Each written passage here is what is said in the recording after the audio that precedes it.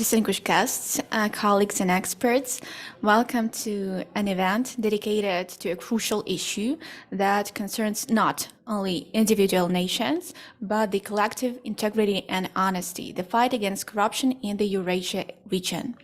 My name is Tatiana Hudor. I serve as a head of the Institute of Legislative Ideas, Ukrainian anti-corruption think tank, and a senior lecturer on anti-corruption policy in the National University Kyiv-Mohyla Academy. Today I have an honor of welcoming you within Eurasia Academic Anti-Corruption Network, an alliance established in 2020 embodying the shared commitment of countries like Ukraine, Moldova, Georgia, Armenia, Kyrgyzstan to unite international efforts in combating corruption through education and research. Our discussion today is more than a symposium of words. It's an opportunity, a platform where the collective intellect will assess our achievements, acknowledge challenges, and sketch a path towards innovative solutions. We will unveil achieved success, dissect current trends shaping our efforts, and confront directly the urgent problems demanding our attention. Additionally, we will shed light on the pivotal role of civil society in this transformation process. Beyond words, this meeting is a unique chance to consolidate efforts, address region-specific challenges, and harness the power of cooperation for change. Now, I want to introduce our speakers today. The first one is Oksana Nesterenko. Dr. Oksana Nesterenko is Ukrainian legal scholar, public policy analyst, and anti-corruption activist. Dr. Nesterenko is the executive director of CSO, the Anti-Corruption Research and Education Center. Oksana Nesterenko used to be a co-founder of the first interdisciplinary master program in anti-corruption in Ukraine and the Eurasian Academic Anti-Corruption Network. The second speaker is Erkaim Mambetalieva. Dr. Erkaim Mambetalieva embodied proactive leadership in the anti-corruption sphere, pioneering transformative initiatives as a founder and CEO of the public foundation Central Asian Research Institute on Corruption and Money Laundering. And the third speaker on our panel, she's online with us today, Tatiana Sava.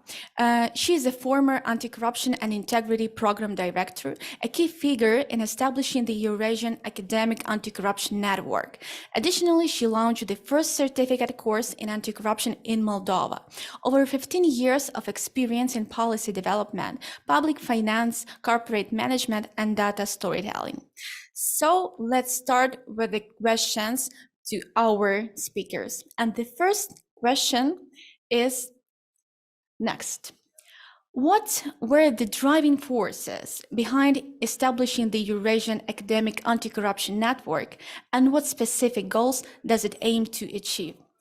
I'll pass the floor to Dr. Oksana Nesterenko, and I hope other speakers, if you have answers for this question, you can join. Oksana. Oksana? Yeah, thank you so much for inviting me, and thank you that you find time to be here, because a lot of interesting event around. So thank you. It happened 2019. When we met on the first conference, actually dedicated to challenge about systemic corruption in Eurasia regional, and in fact, that time it was in Kyiv, in Kyiv-Mohyla University. There are colleagues from Armenia, Moldova, Georgia, Kyrgyzstan, and that time, we found that actually not only like common background, like history, like Soviet background is common, but also we found that actually we have a similar, same kind of problem and roots of corruption and consequences. And at the same time, we had something different from other regionals, you know, around the world. And at that time, we understood that in order to bring more expertise, to bring more people to field who can address corruption challenges, we need to create a coalition, network. And that network, I would like to talk a little bit more just to introduce, and maybe my colleagues would like to add some information. It's like Eurasian Academic Anti-Corruption Network. We have members like it's NGOs and universities in between academic and civil society. We have right now 5 organizations from 5 countries in our network, and 6 university that represented country of our region, like Ukraine, Georgia, Armenia, Kyrgyz Republic, and Moldova. And the main field of our work actually is educational knowledge sharing, networking, and engaging expert popularization of anti-corruption education and anti-corruption research. And our strategic goal is actually to establish a robust anti-corruption network in regional, promoting anti-corruption education in post-Soviet regional, and launching global, actually, interdisciplinary educational initiatives and sharing knowledge and enhancing expertise in anti-corruption. And through this, we believe that supporting effective anti-corruption policy through the research. But I mean, you know, if you would like to learn more about our network, you just need to go to this site. I would like right now just show this is link. Okay, I mean, just don't take time. It's like there you can find what in which way you can join us, because we really open for collaboration. It's like 3 types how you can be involved. It's like individual researcher or a representative of civil society. It could be like a common projects, like educational research projects, like institution or like non-profit organization. And also we have a different program like a fellowship. I mean, it's maybe very interesting for people who write their PhD thesis, or like young researchers. So we're really open, and also we're very open for people who actually think, I mean, teachers, academics who would like to introduce their own anti-corruption courses, but don't know where they need to start. So this is site, and our community is a very good start, because we have a lot of educational materials, we have syllabuses, etc. Yeah. Sorry for this. Thank you. Yeah. Maybe Tatiana or Erkaim would want to add something to this. So if not, I will. Tatiana. Tatiana, please. I would start by saying that I'm the direct result of this educational programs. Let's say that when we started in 2019, we were looking on establishing a platform where different actors could cooperate or disagree on different subjects. And we managed for the past 4 years to gather a very diverse group of people at the Academy of Economic Studies in Moldova, people from young professionals from the government, investigative journalists, future professionals in the economical field, but also future investigators from the academy, the police academy here in Moldova. And it was a very good introduction for them, not only into the main concepts of anti-corruption, integrity, institutional integrity, how should look like the landscape in our country, but also it was a very good introduction into who their future colleagues will be and how and what it is expected from different actors at different stages towards promoting better anti-corruption policies, towards promoting the EU integration. By the way, congratulations, Oksana, it was voted. So Moldova, Ukraine, and Georgia are opening the negotiations toward the EU accession. So yes, at first it was just establishing a platform for cooperation, disagreement, but also trying to gather around all the efforts to establish a good pathway towards our common future. Thank you, Tatiana. And now I would like to hand it over to Erkaim to provide us an overview of the Kyrgyz hub within the Eurasian Academic Anti-Corruption Network and its role in addressing corruption within Kyrgyzstan. Okay, thank you. First of all, let me introduce our institute briefly.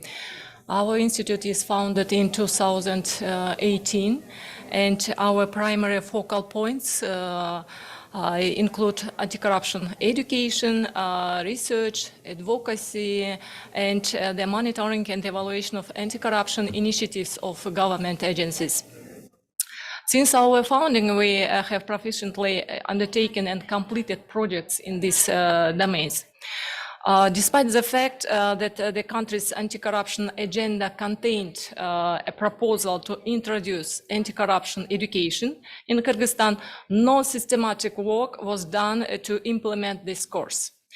And our experts started working on this project in 2014. However, these were short-term trainings, and then we introduced the anti-corruption policy course at the Academy of Public Administration under the President of the Kyrgyz Republic. Since 2019, we have approached this work on a more systematic basis and began preparing methodological manuals for university teachers.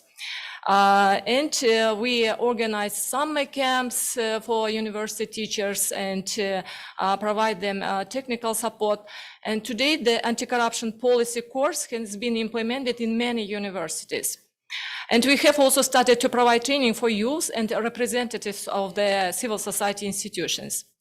But we also realized how critical it was to begin training experts. So we developed an academic anti-corruption certified program.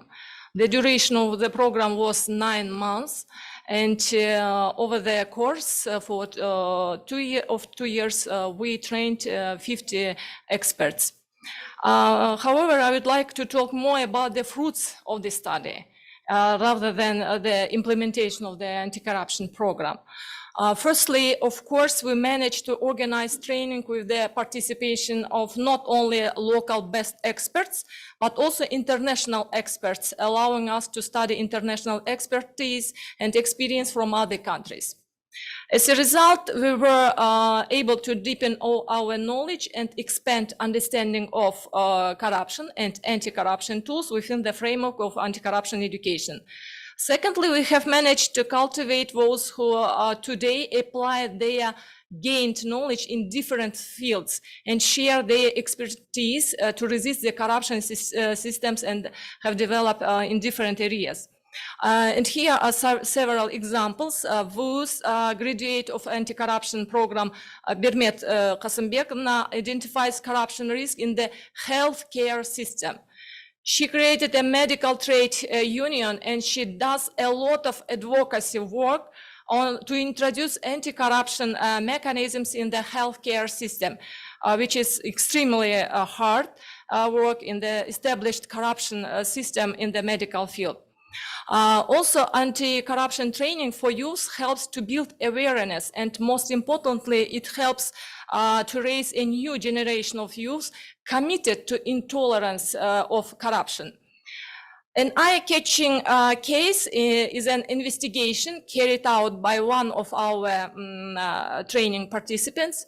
So as a part of the implementation of many initiatives, our participant, his name is Isintur, with the support of Ali Takhtakunov Media Hub, began to study and trace the problem of racketeering in one of the regions of our country. By the way, Ali with us today, and we are proud that Ali got Anti-Corruption Champion Award 2023. This study, next please, yeah. This study was supported by journalists, and they jointly conducted a journalistic investigation that revealed how corruption covers up racketeering among youth. This journalistic investigation laid the foundation for discussions of corruption in law enforcement agencies and raised the serious problem faced by young people in the country. Here some photos from the journalistic investigation. These are just some examples of how graduates of anti-corruption of our anti-corruption program put their knowledge into practice. And these examples shows the importance of strengthening anti-corruption education, raising awareness, and involving youth in anti-corruption activities. Thank you, Erkaim. Thank you for your insightful speech. Now I want to pass mic to Tatiana, and with this question, can you give us an outline of the Moldovan Hub's role and contribution within the anti-corruption education and anti-corruption movement in Moldova? Thanks.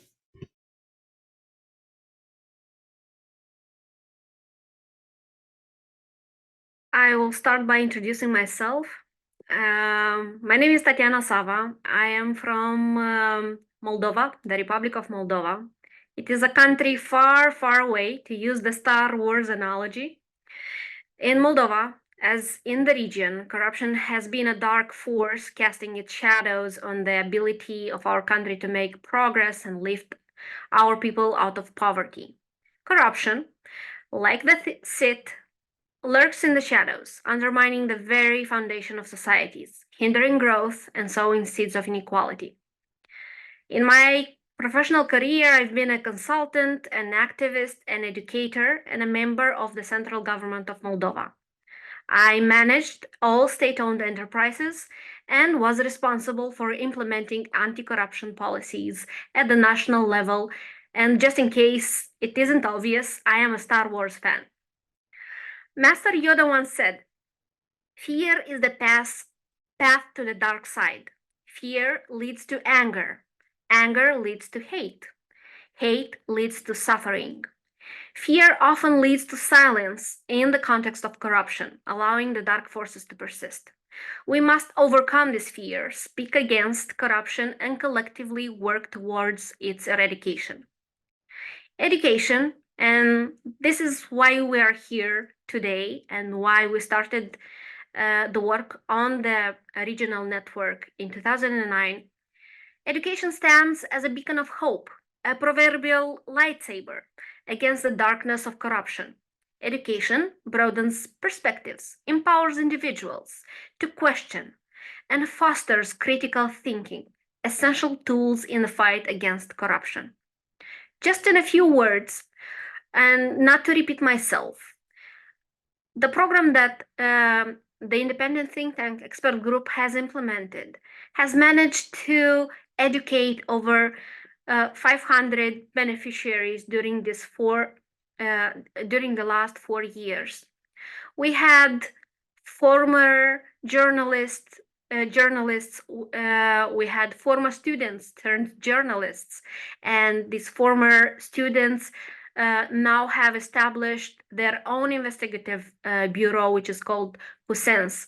The girls are very good professionals, are already recognized internationally, which I'm happy and I'm happy for them, but are also one of the most sued center for sued journalists in our country.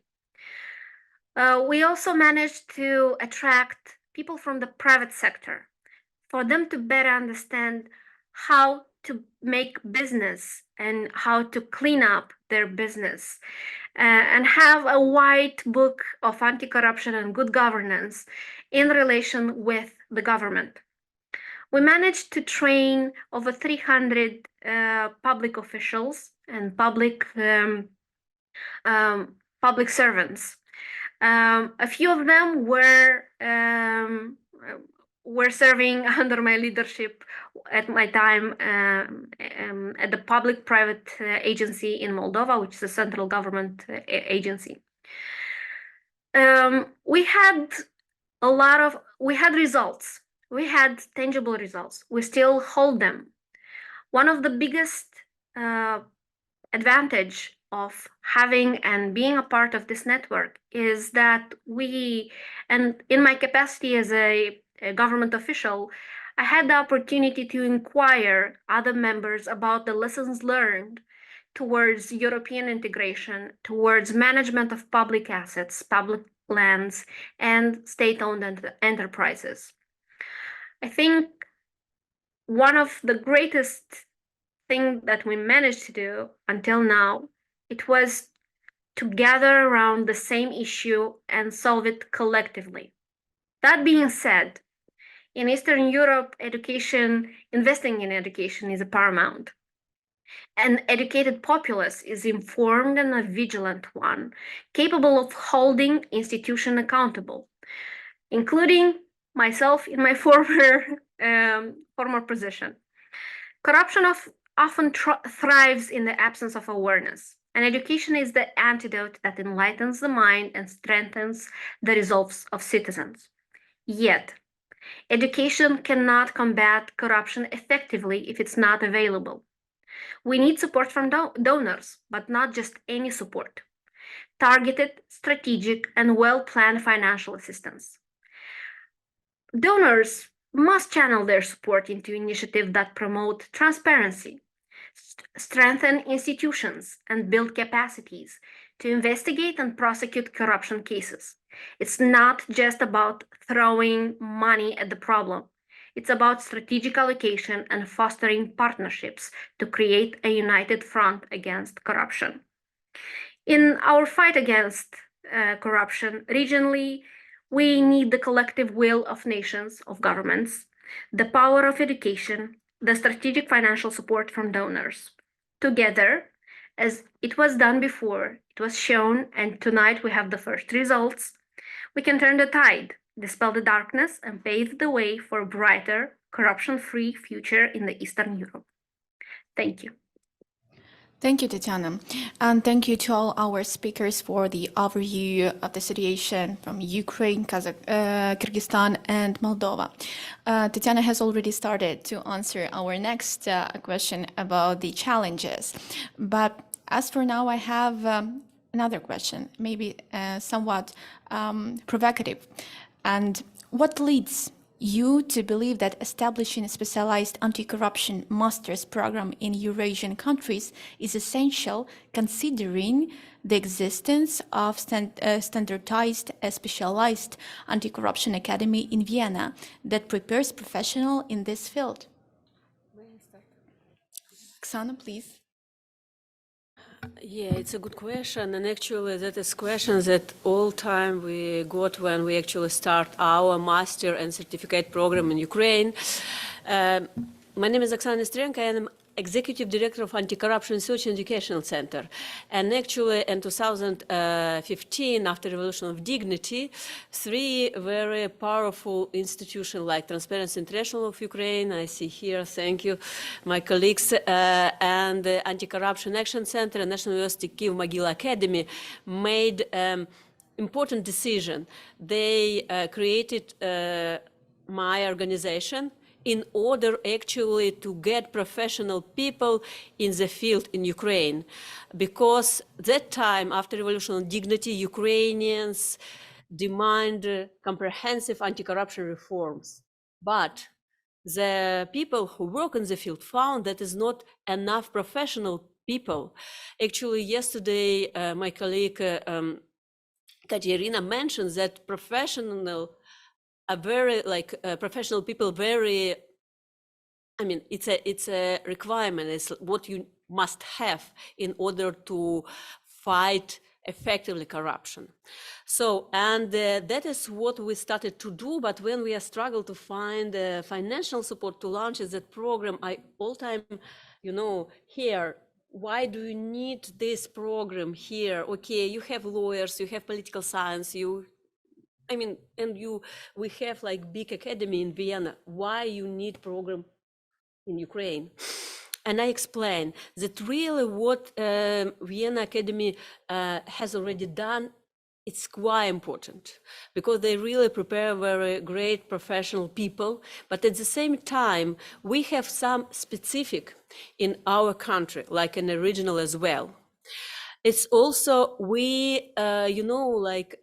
one academy cannot prepare all people who need to address corruption in their countries.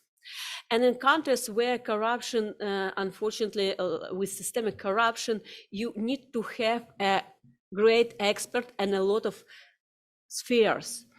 And moreover, you need to create local anti-corruption network, because what we know about corruption in our Eurasian regional, it's about corrupt network. And we need to have an anti-corruption. We need to create some island community, anti-corruption community, which can change and be like a main driving force to create new social norm. For this, you need to develop anti-corruption programs in this country directly. And that is what we saw in our own organization. We first done certificate program, after that master program, anti-corruption studies. Actually, you can find this is curriculum, our master program there, and our courses of certificate program. It's like interdisciplinarity program. And we got people from non-profit organization, from profit organization who work on anti-corruption compliance, people who work for government. And that people got not only knowledge and skills, that people create real anti-corruption community. Right now, our alumni work in Transparency International of Ukraine, they work in international organizations, they work in NACP, National Anti-Corruption Prevention Agency. Yesterday, you heard the head of NACP. So a lot of people work for him, our alumni. We have people who work like anti-corruption compliance officers. So, and this is people communicate, and this is created create a network and exchange knowledge and skills, and that is really work. So in fact, when we have these programs in the country, in each country, it's not only one, but we need to have more than one anti-corruption academic program in one country. We need to introduce that programs at least in 5, 6, 7, 8 universities around each country, at least in Ukraine. If you talk about Ukraine. And in fact, if we will reach this goal, we can do and move forward with collective actions, in fact. Because in that program, we will have people from profit organization, from non-profit organization, civil society, and from the government. And together, they can really change situation in the country. And actually, one of the great example, our moderator, Tatiana, right now, I believe Tatiana can tell from your name, just explain your experience. Just a few words. as I have already mentioned, my name is Tatiana Hutor, and in fact, I am the product of these anti-corruption programs. As for now, I am the head of anti-corruption analytical center, think tank. Before that, I was a chief legal expert in the anti-corruption parliament committee. We drafted the legislation that was by which the anti-corruption infrastructure in Ukraine were established. Now we are working on anti-corruption monitoring, on anti-corruption proofing of legislation, on corruption risks assessment. So in fact, due and thanks to this program, in fact, we become stronger, and my expertise really became stronger. So it must be a few words. So I think it's. And right now, Tatiana is a lecturer of our master program. Actually, yeah, like so, and that is like how it works, how we develop. Yeah, I stop here, but like main conclusion, we need develop anti-corruption professional academic programs in the ground, like in the countries, in Eurasian regional, in order to get many professional people who will move from activism to professionalism in order to fight corruption effectively and to create collective action, and also to create anti-corruption community. Only in this way we really can make difference and we can change social norm. Because like right now, a lot of scholars say like all anti-corruption strategies are very important, but we need to work with strategies that we be able to change social norm in societies. And that is really what is a challenge for our region, for Eurasia. Yeah. Just a few words. Yes, of course, there are various anti-corruption education centers. Yes, where anti-corruption experts can be trained. But we need to understand that these programs are based on corruption risk in these countries, in Europe, in America, etc. Experts rely on cases that occur in these countries, and of course, as a result, decisions will be made based on these risks as well. And at the same time, we need to understand that it should be noted that each of our countries has specific corruption risks, which should be addressed by countries' historical development or current political situation. So we really wanted to create our own programs. Thank you. Tatiana? Yes. Tatiana, please. I'll just sum up. So it's a question of access. Who has access to these programs? How many? And how much does that cost? As a former deputy director of one of the biggest agencies in my country, I know that that is costly, that takes time, and it's not accessible to everybody because, well, as in every institution, places are limited. So, and how long does it take to train an anti-corruption expert? How long does it take to have an interdisciplinary education and formation?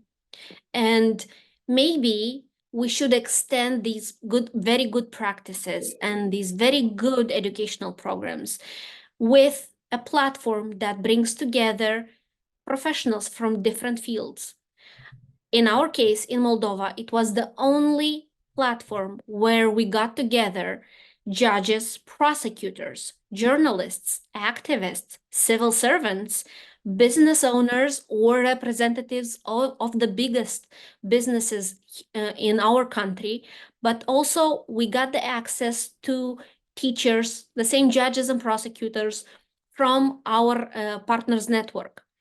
and we got to learn how did they manage to overcome several issues, why big corruption is, how is the big corruption tackled in every country, how petty corruption is the one who is addressed more and more, but not, let's say, the budgetary and the resource management. So it's a question of access. I'm not saying that we need to only concentrate or we need something, we only need our network. I say that we need to educate everybody and to offer a platform for everybody to get that education.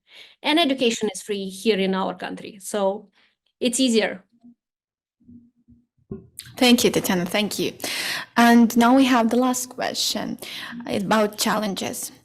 Despite the fact that there are common problems and common challenges that we face, such as funding, for example, as Tatiana has mentioned, sometimes there are challenges different for each country. So my question to all of you, what challenges do you see for anti-corruption activism in your countries? The development of anti-corruption CSOs and the implementation of the education programs. And after that, what are the network's plans and priorities for the future? Let's start from Erkaim, then Oksana and Tatiana. Thank you. Unfortunately, in our part of the world, we are moving quickly towards authoritarianism. And moreover, a law on foreign agents, for example, in our country, a law of foreign agents is being prepared for adoption, which will fundamentally affect civil society. And unfortunately, many activists in our country also in prison and just for freely expressing their opinion about what is going on in the country or what is happening. And of course, in this situation, very important to raise awareness, to educate, and again train the representatives of the civil society. Thank you, Oksana. Yeah, first not about challenges, but about our network a little bit more and our plans. We walked through the conference, through the exchange, from the joint projects like programs. First of all, I really would like encourage you and invite you to become a part of our network. Here you can find how you can become a part of our network. Also, I would like to introduce one of the last our product like podcast. And really, we are welcome to do like more podcast with people who involved in anti-corruption. So welcome, just contact us through the our network. And I would like to share before I continue like a QR code of our network. So we are very welcome new participants in our network. Sorry for a little bit advertisement. So about the challenges, I could not agree more with Erkaim, and that is like some of countries like Georgia, like Kyrgyzstan, like Armenia has like very difficult political situations. If we talk about Ukraine, we have a war, but we continue, and I believe our situation not so difficult like other countries in regional, because we have political will, we have very strong civil society institutions. So for us, it's easier. But also, if we talk about, again, financial support, it's like big elephant in the room. Because, just a couple of weeks ago, my colleague called me and told me, Oksana, we need more experts. I said, okay, we prepare like for this year's like 400, and says, it's not enough, we need more. We are struggling with like experts. And I say, okay, but it's about financial support right now. Like even like Ukrainian donors really provide a lot of financial support for anti-corruption projects, but not for education, not for research, And when we approach and say, oh guys, we need money for research, we need money for academic programs, and say, oh no, you know, like it's not so that you can show result immediately. And not so much donors would like to have a deal with this. We're really very thankful for to Open Society Institute, to International Renaissance Foundation and USAID, such a project, but not so much donors actually like support this project. So that is my challenge for us. I mean, for Ukraine at least. Yeah. Thank you. Tatiana?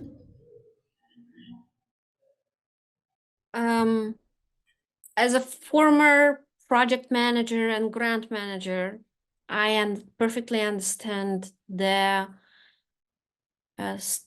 willingness and the responsibility of the donors who are expecting such programs to become sustainable.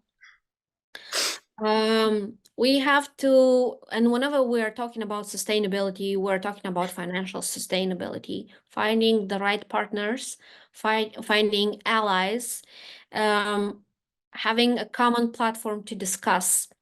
But it's also a question of how do we address specific questions and specific needs for our country.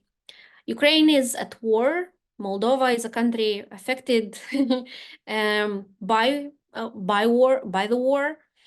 But I think the education is, as I said, the proverbial lightsaber who will ensure that we have institutions that are held accountable, we have policies that are informed, and we have citizens who are not afraid to speak up their mind.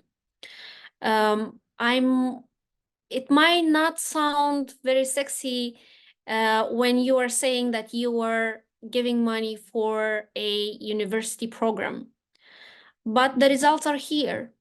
We have results, we have the people, we have the willingness, and thanks to that, and honestly, as a former government official, I was the one who went from the activist to the professional and then to one who was implementing the policies.